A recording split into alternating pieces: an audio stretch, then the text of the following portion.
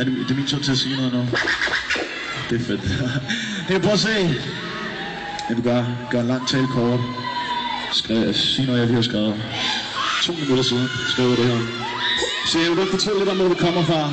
2 drenge, knægte, værløse af, forstederne.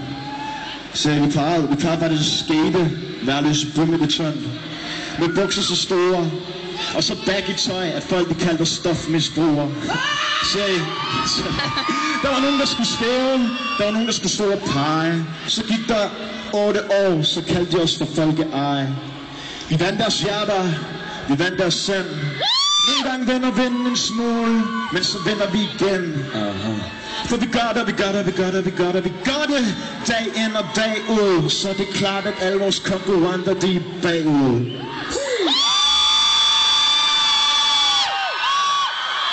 Mit hjerte banker for det her, og I kan tage pulsen. Men der er ingen, der kan tage det fra mig. De kan ikke tage pusten.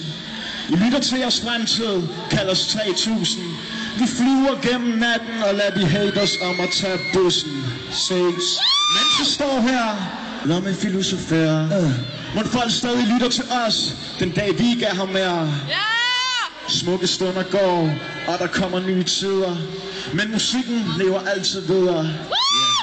Og hey, det er på grund af jer, at vi aldrig stopper. Så vejle I ved og freaking love jer.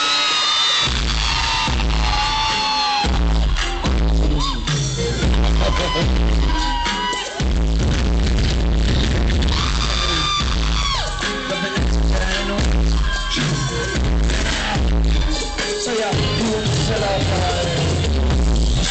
i dag til livet, der er så meget flot. Jeg vil lukere det, så jeg har for folk så her, først ud der. Jeg tror, at du vil have mere. Jeg selv vil fantastisk, du er aktion. Scenen der, jeg kan ikke snakke. Hvad er det, du gør? Sådan efter, så der ikke er noget med dig. Jeg skal ikke fortælle. Du bringer mig i klæs. Jeg virkelig vil med dig. Hør mig, jeg skal jeg kan lide det, du gør. Og der er nu det og hvis du synes ja,